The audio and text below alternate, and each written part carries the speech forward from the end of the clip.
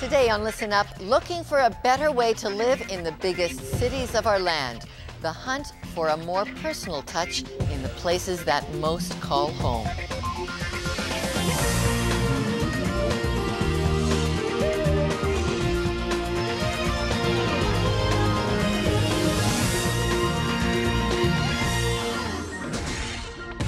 It's been a rough season for Canada's largest cities.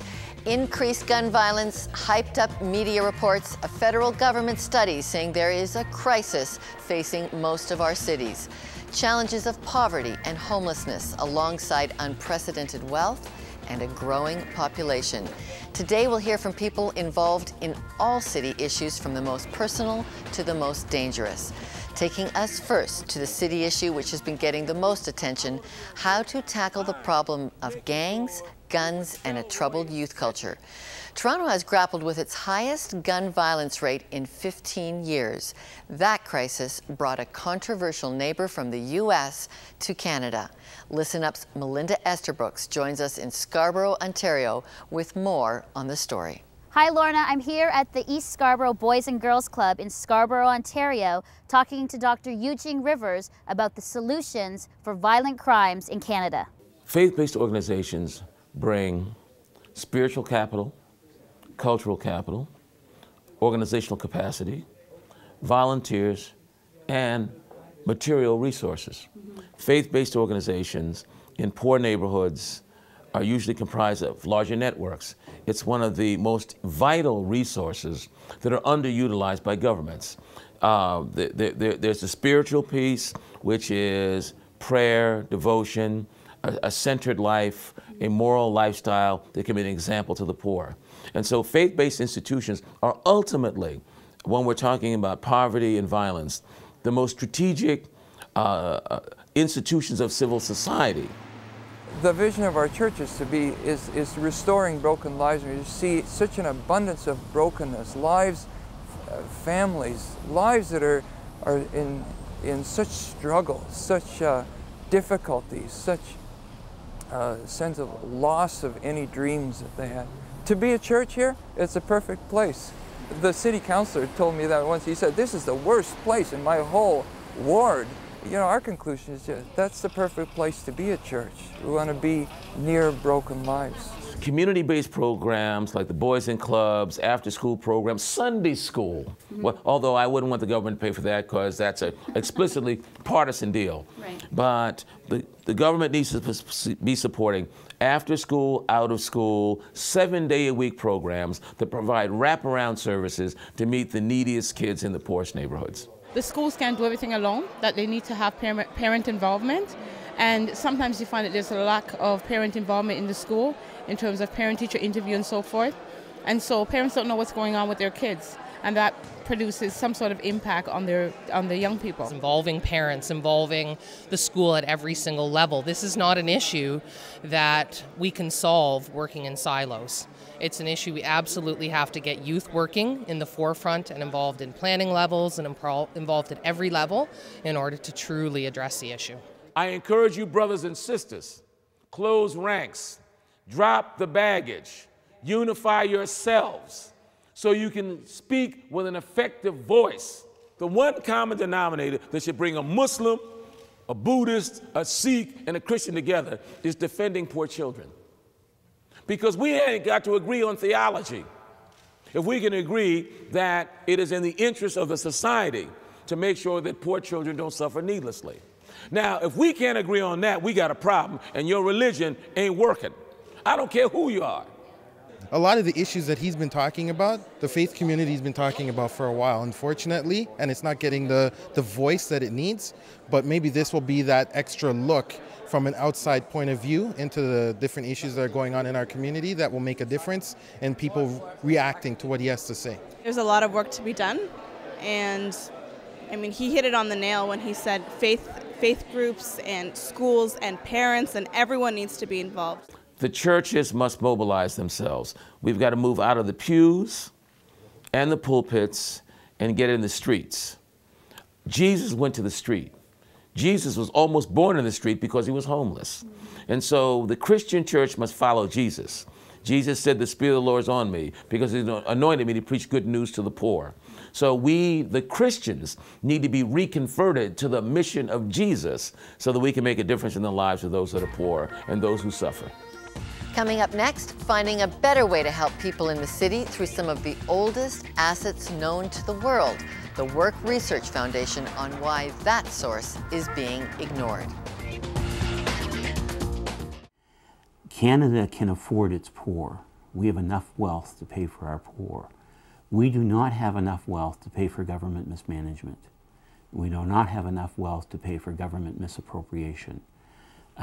We need to hold our government accountable. So forget the poor for a moment. And just let's hold government accountable for the money we give them. Let's give the Auditor General power, real power. I guarantee you that by the time he's done, we'll have so much money left that no one will care what the poor cost us. Our next guest studied the city of Hamilton, an area with more than 270 churches, mosques, synagogues, temples, and religious buildings. And he also studied that city's 20-year urban growth plan. It never made a mention of what any faith community might bring to a city where almost a quarter of the children live below the poverty line. Michael Van Pelt from the Work Research Foundation. It's shocking to me that a 20-year plan for the city wouldn't include 207 active communities of faith. Why did it get overlooked? Historically, we've developed a society where faith and religion are private. So we privatize faith, we privatize religion, and that has implications about how we think and act in the public square. No, we can't touch that area of our life. Well, what do you do when you're living in church environments, in communities where faith and religion are terribly important? Oftentimes that gets moved out of the public debate and public square, and thus gets moved out of the documents that so symbolize and chart our future in an urban center. Okay, so here's a document, a city planner's 20-year document, has a critical need for renewal in it. And what is it that the church could bring to that would make a fit? Well, the church is, number one, the church is a very powerful and active and enthusiastic institution. And what I mean by institution is not the kind of stodgy historical sense of institutions that we often have, but this lively corporate community that can deliver so many things for a community. Go into Hamilton, find out what's really happening on the front line, and you will see often church communities behind those frontline actions, whether it's food banks, whether it's prison ministries, whether it's just all kinds of informal relationships of solid people helping mentally ill people. Urban planners are looking to make a more homogeneous cityscape on the economic scale, shall we say. Tell me a little bit about why the church can help with that. There's a really interesting trend among urban planners, economic development analysts, etc. They're arguing for an idea called new urbanism. And new urbanism, in a quick definition, is really the attempt to build communities that are richly textured, the rich living with the poor, white collar with blue collar, different aspects of commercial, industrial, retail mixes within a community, very accessible. The goal of that is why? The goal really is to have that healthy, textured community. But what's missing often when we looked at new urbanism, and cities across the country are building the new urbanism idea into their official plans, the dream of their cities. But think about, what's the best institution to deliver that richly textured social interaction and this variety of people all living and talking together? When we look, we find it's the church. The church is a very sophisticated institution that can mix the rich with the poor, the young families with the single mothers, the students with the seniors. Where else can you find that? But Michael, there are many churches that have left the core of the city. I would suggest when you see a church losing its strength, losing its vitality, you will see the urban community that it is part of doing the same. So the negative argument, unfortunately, is a reality, and in Hamilton it's a reality, but the negative argument actually proves the argument.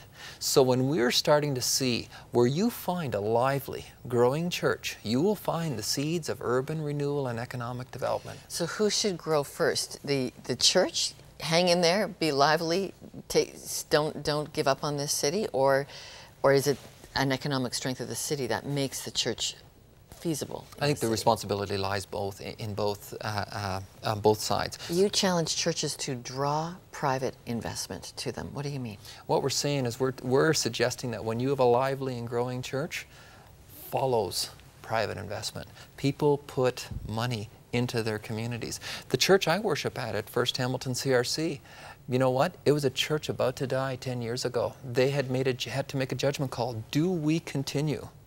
And they said, no, we have a responsibility in this urban community. And you believe churches should add to the physical beauty. So don't put down another parking lot. Put down a park? Is that what you're saying? What I'm saying is we have a gorgeous, just a wonderful repertoire of great aesthetically pleasing buildings at our churches in our city center. And God is pleased when we design great buildings, as we have in many of those churches. And there's academic evidence that suggests that many of those churches provide a civilizing effect on the community. Michael Van Pelt, very interesting on the structure and really a corporate and community approach to church. And when we come back, we're going to follow through with another person who took a very different perspective on his faith in the city, homeless by choice. Meet Mike Jankowski when we return. Well, of course, there's risks living anywhere. There's risks living here. There's risks living up north. You're just going to get hit by a car as easy as you are going to get shot. You know, I mean, it's risks of varying degrees. I'm kind of scared of the gun control now because it's getting to the point where nobody can really do anything about it, and it's like the police aren't doing anything. Well, I feel safe here. It's just that, you know, somewhere on this street someone could come with a gun and shoot you someday. That's a scary thought. But it doesn't really happen, you know, every day, so I'm okay with that. I'm not afraid of guns at all. I'm more afraid of secondhand smoke. Yeah, pretty much. You know, there are lots of people at all times, so you're never alone on dark streets, and you know, if you keep your wits about you, then it's okay. Well, surviving the city was more than just a discussion for our next guest. Mike Jankowski was homeless in 6 different American cities. He's now the author of Under the Overpass, chronicling his journey. And Mike, thank you for joining us. Thank you so much. Pleasure to be here. Boy, you know, you sure don't look like you lived homeless in 6 different cities. It took you 2 weeks to go from great food in my mom's fridge or whatever fridge you could open to you had to eat out of a garbage can. Yeah, that's exactly right. It was not a very long transition. I mean, we were kind of thrown into the situation of homelessness, and I had gone from being a college student at a very nice campus in Santa Barbara, California, going to the cafeteria and having more food than I knew what to do with, to suddenly being out on the streets, having to panhandle in order to get enough to survive. And yeah, within 2 weeks, we were ready to eat out of the garbage can because we couldn't survive otherwise. Did you actually do that? We did, as a matter of fact, yeah, because we had seen somebody throw away the rest of their lunch, and we knew that there was food in there. So it didn't matter about the flies buzzing around or the extra trash. It was just the idea that, you know what, there's food here, and I'm hungry. So we dove in.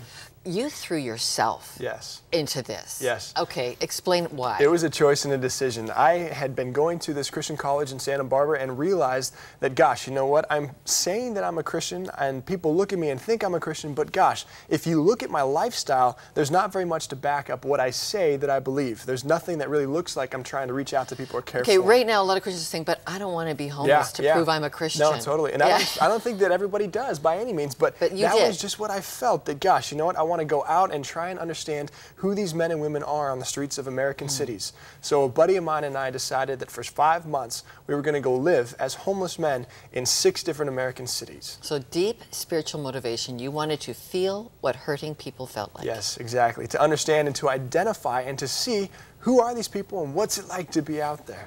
The car door slammed and we found ourselves on the streets. And just like that, we were in it. Suddenly we're part of this group, we're part of this community that exists amongst the excommunicated. 6 months later, been to 5 different cities, sleeping on the streets, under the bridges, Washington, D.C., Portland, San Francisco, San Diego, Phoenix, eating out of garbage cans, living the way that it is to be homeless, to be ignored by people, to sit panhandling on a sidewalk and to watch people walk past and pretend that you do not even exist, to have to look up to absolutely every person who passes you by.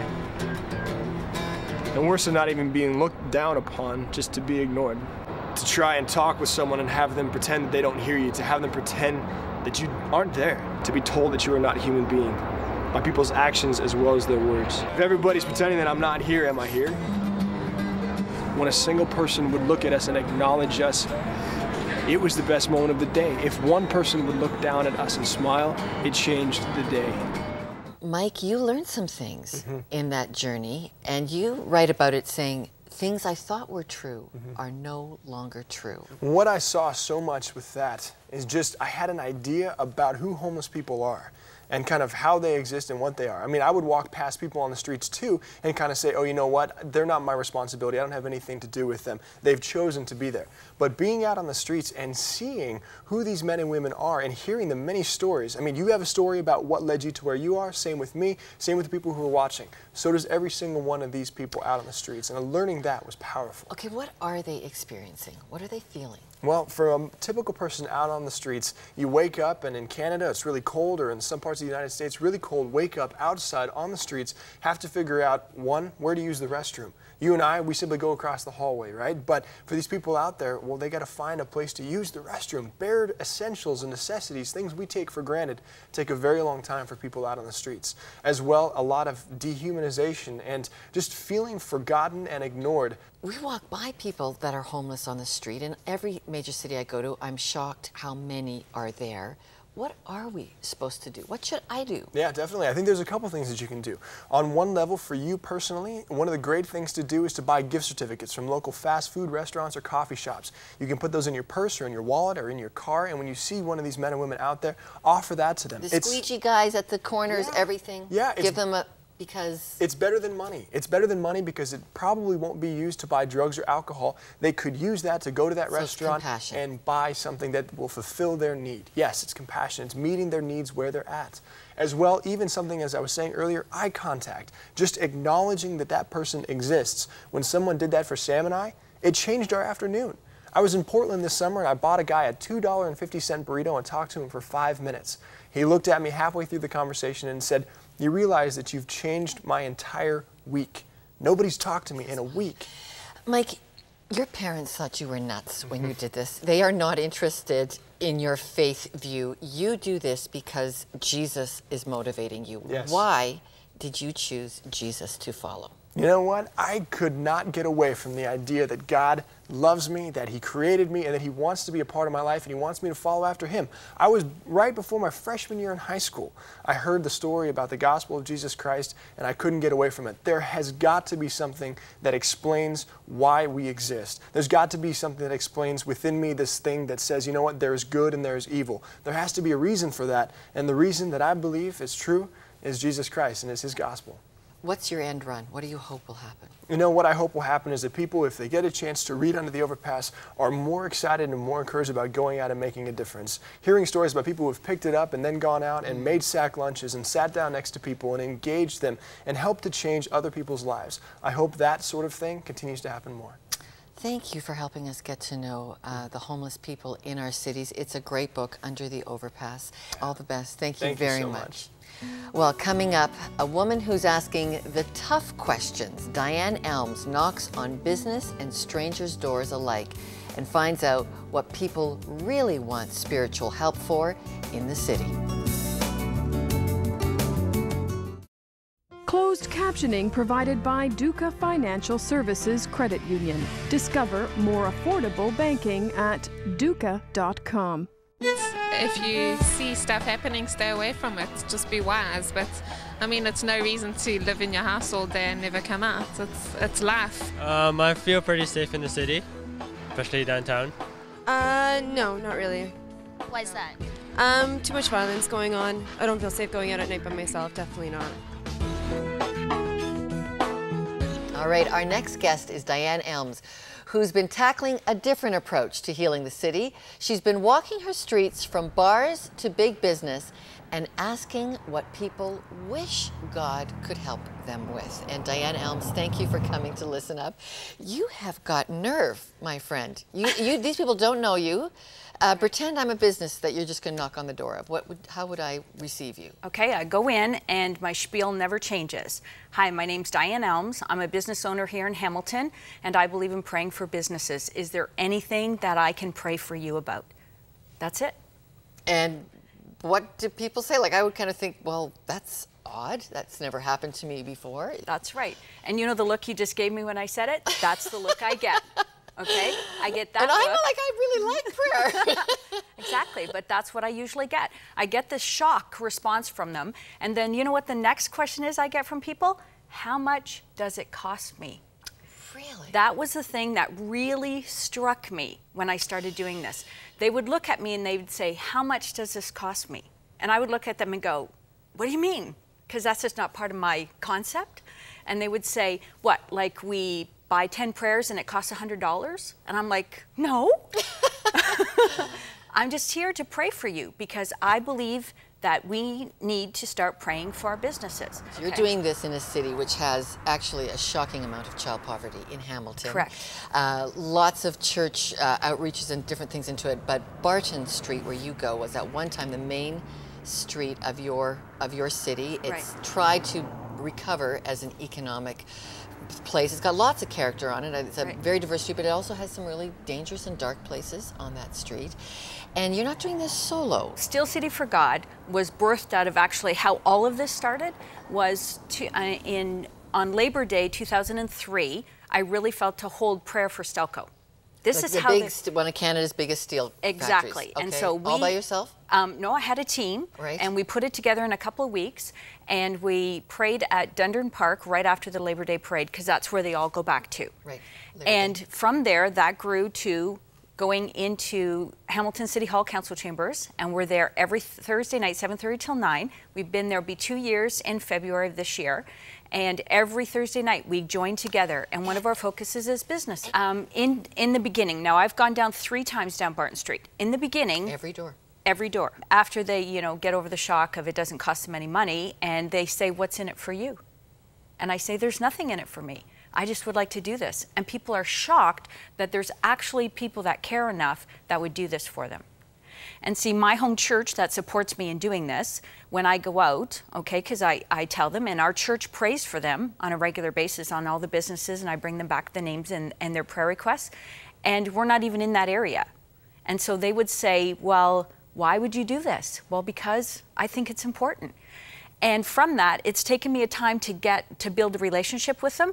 And now, after the 3rd time going, people will give me their personal prayer requests for themselves, for their families, for their business. Okay, the very first store that I felt led to go into, there was one of their employees had just committed suicide. And they looked at me and they said, "You know what? We so need prayers." That was the very first business I walked in. So I have to tell you, after that, my feet probably never touched the ground while I walked Barton Street. But that's how it happened. I'd go in the liquor store and beer store, and they'd say, "Do you know where you are?" I'd say, "Yeah." "Well, why would you come in here?" "Because we care. Because we care." I'm going to read from the local newspaper, which has taken, a very close look and critical look at what you're doing, and concluded from, here's business people, and some of these guys are atheists, and you're not talking to people who are like-minded. This owner says, "Before she came, I was thinking very seriously of selling the place and leaving the area. But since she came, those things have been fixed. I needed that so badly." This is the corner store at convenience at Ever Convenience Store, the corner of Barton and Sherman, a really challenging area of the city. This is what owner Mr. Ishak says. "Let the people know God is here." Here's a massage parlor. They said, "You guys are with us? You really take time to pray for us?" And so those are the workers in the massage parlor.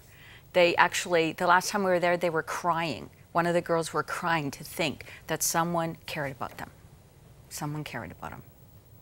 All right. Are you open to getting a few more prayer requests from people? Absolutely. Actually, when I went out with the reporter and the photographer, they gave me their business cards. "Could you pray for us?" And that's what's happening.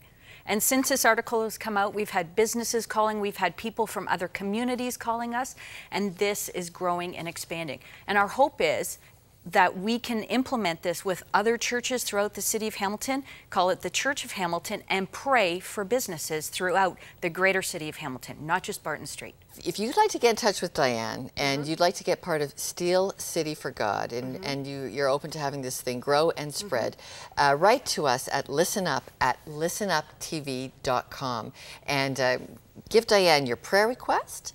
Let her know where she can get in touch with you if you would like to be part of the network that prays for businesses. Diane Elms of Steel City for God, thank you very much. You're welcome. Well, they could call this a bestseller, but it's free. It's Our Daily Bread, one of North America's most popular spiritual resources for the questions that affect your lives. Available for you at keypromises.org, no cost or obligation. Order your copy today. Here's a conclusion I make as I consider surviving the city and thinking about what will it mean to live in an effective way in the biggest cities of the country. It is not always comfortable considering that all of my actions need to be affected by the concept of love my neighbor. We were never meant to be isolated. John Donne said it as no man is an island. No man stands alone. But sometimes we defy that logic. Jesus Christ said, love one another. And he reminded us that he's come that we might have life and have it abundantly, not lonely, not isolated. It's a radical idea to get your head around, planning your life, your city, around improving the quality of connectedness for each other, even in our biggest cities. I'm Lorna Dueck. That's this week's look behind the headlines.